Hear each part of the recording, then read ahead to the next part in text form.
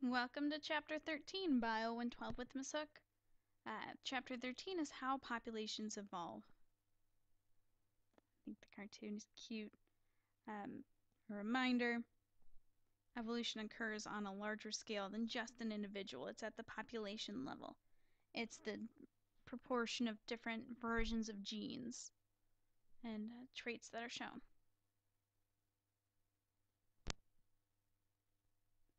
For example, all humans are connected by descent from African ancestors, so we can look at how all the humans have very little genetic differentiation. Even if we look different on the outside, we're all very, very similar.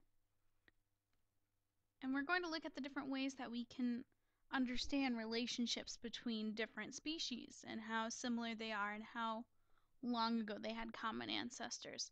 And remember, the time scales that we're looking at here are millions of years, lengths of time that are really hard for anyone to really comprehend.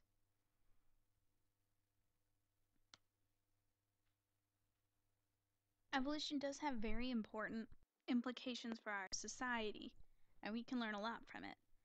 We'll look at how antibiotics and our overuse and abuse of them has led to bacteria that are antibiotic resistant. And then Charles Darwin was ranked the 4th most influential person of the past 1,000 years. We had all these ideas kind of spinning, but Darwin really gave us the how. And it is the foundation of biology as we know it today. So your book has a really interesting portion on mosquitoes and malaria and pesticides. Malaria is caused by a single cellular eukaryotic protozoa called Plasmodium. And it has two parts. It has a host and a vector. So the vector is what transmits the protozoa in the single-celled organism from host to host. The vector for malaria is mosquitoes. So when it finishes its life cycle, the mosquito picks it up and sends it on to the next host, the next human, for example. And the World Health Organization tried to eradicate the mosquitoes that transmit malaria. So what they did was they used DDT, a very strong pesticide. And that worked on most mosquitoes, but not all. And those that were resistant have bred, and we have this new version of traits in the population. It's evolved. We have a resistance. So before any DDT was exposed there, the population had maybe, 1 in 1,000, 1 in a million individuals that wouldn't be killed by insecticides like DDT. But after that, selection pressure was forced upon them. Those that survived that had that trait reproduced. And then in the population, there was almost all the individuals that had that trait. That's evolution, the change of genetics over time. They had different alleles, different versions of those genes. It's not only mosquitoes that exhibit it, it's over 500 species of insects. That what we used before on our crops doesn't work. We either have to do higher levels or more extreme, and that can be harmful to us as well. The exact same process is occurring with bacterial antibiotic resistance. So antibiotics work against bacteria. That's what that means. They don't work against viruses. They don't work against, like malaria. They work against bacteria. And so when you have a bacterial infection, you can be given antibiotics. But what can happen is if you don't take your full dose, or if you take antibiotics more often than necessary, you'll see antibiotic resistance occurring. So here's bacteria. You've got a bacterial infection, and as soon as you start taking antibiotics, those antibiotics are going to kill the first, easiest to kill bacteria. And over time, if you keep taking them, you'll wipe pretty much all of them out. Your immune system can take care of the rest. It's great. But let's say you start feeling better, so you don't take your antibiotics. Then the ones that are left, the bacteria there, is the most resistant. And so at the end, you'll maybe even feel sick again as your immune system responds and bacteria multiply. And then what you've got left there that you can pass on to other individuals is this more resistant antibiotic. And our pharmaceutical companies are constantly looking for new antibiotics because you've got like MRSA, which is Staphylococcus, a staph infection, aureus, that is resistant to antibiotics. And then we can't treat them very well.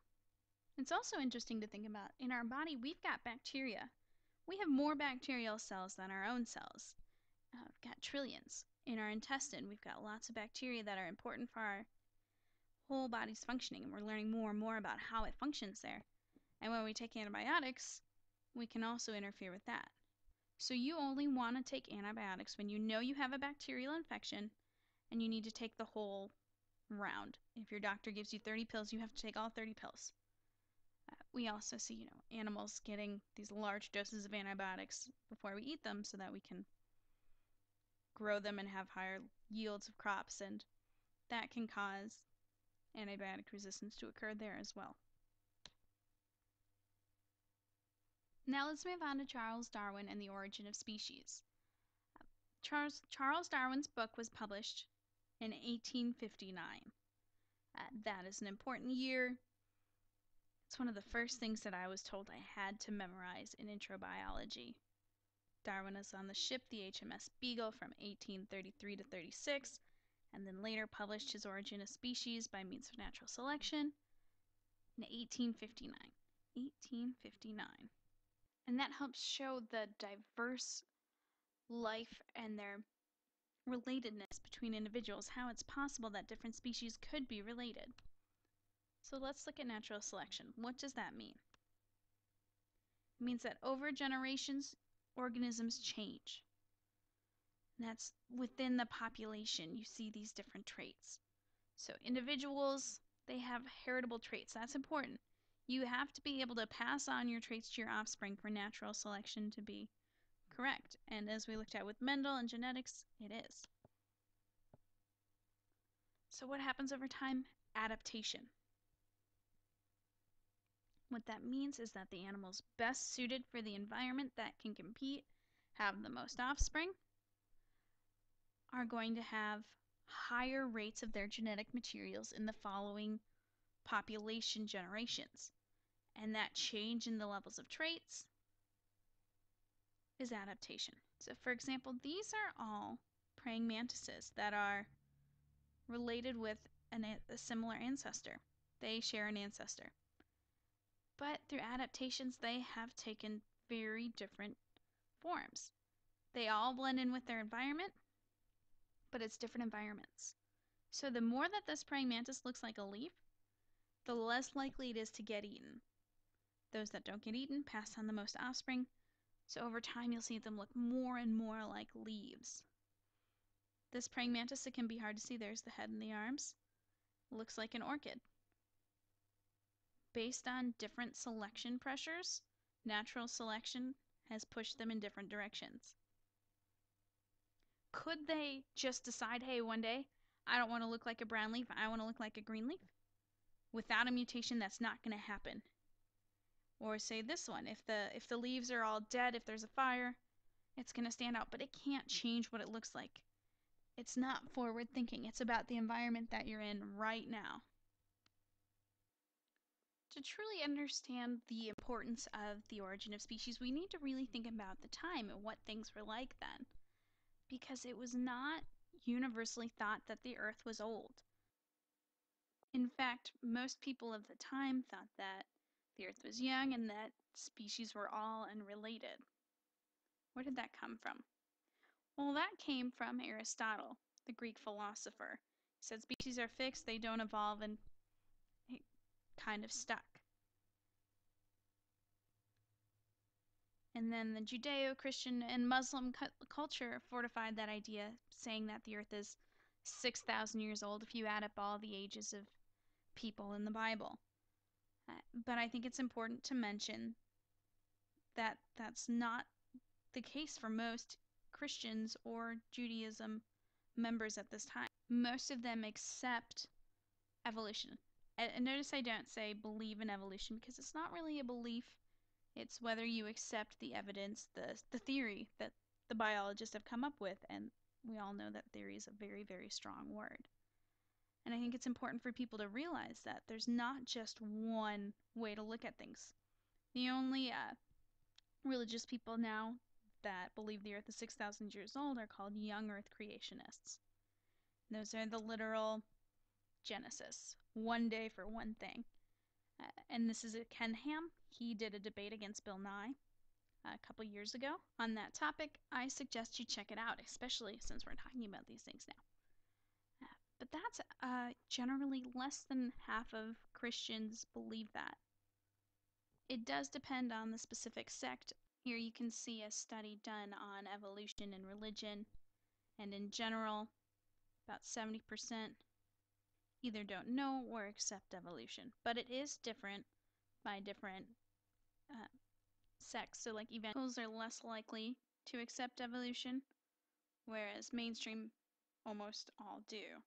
Rates of acceptance are even higher for Buddhists and Hindus, and even lower for Muslims and Amish.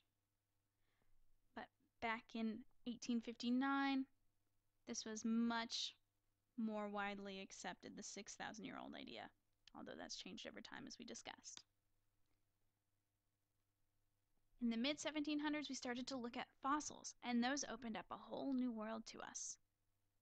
Buffon was a naturalist from France who looked at fossils and saw that they were similar to living species and thought that the Earth would be older. He also did work on the encyclopedia, and he had this whole natural history volume set that he was publishing. He only got to do 39 out of 50 before he died, but he was very interested in the natural world. Another was Charles Lyell. Lyell is a geologist who studies rocks, and he was also arguing the same idea. He was Scottish and the top geologist of the time. Next we have Lamarck. So he had another idea of how evolution worked and how adaptation occurred.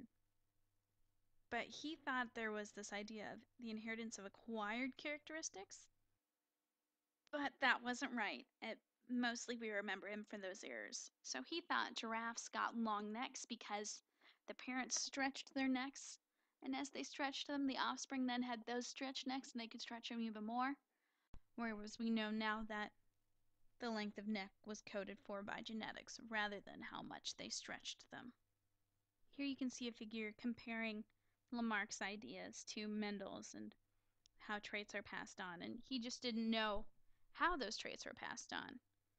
He thought the ancestors had shorter necks and kept stretching, whereas now we know that those with longer necks that had genetics for it were more likely to have offspring that had longer necks and send out more of their traits into the next generations.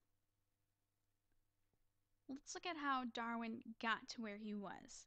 So in 1831, he left on the HMS Beagle. His family actually didn't support that decision. They tried to get him to not go until at the last second his uncle convinced his father to let him go. And they had already offered his position as a naturalist, looking at nature, to someone else, and they had just turned it down. He got lucky. And what they did was they did a continental tour. You can see where they went around here.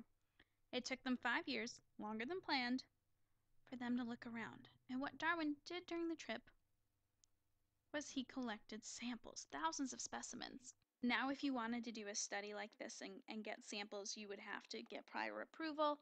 They were always thinking about conservation efforts and levels of populations and what would be safe to collect. And these are all the barnacles he collected. And he noticed these different adaptations in different organisms, these different traits that help them with what they were supposed to do, how they were successful. One place that he was particularly interested in was the Galapagos. And like the beaks that we looked at are from the Galapagos. The Galapagos are a set of islands off Ecuador. They're part of Ecuador in South America. And what's great about islands is you have these similar offspring from different species that have had time, that have been separated by the distances of the islands to evolve on their own. For example, there you've got marine iguanas. Notice that the organisms there, like the birds, iguanas, for example, resembled those in Ecuador and South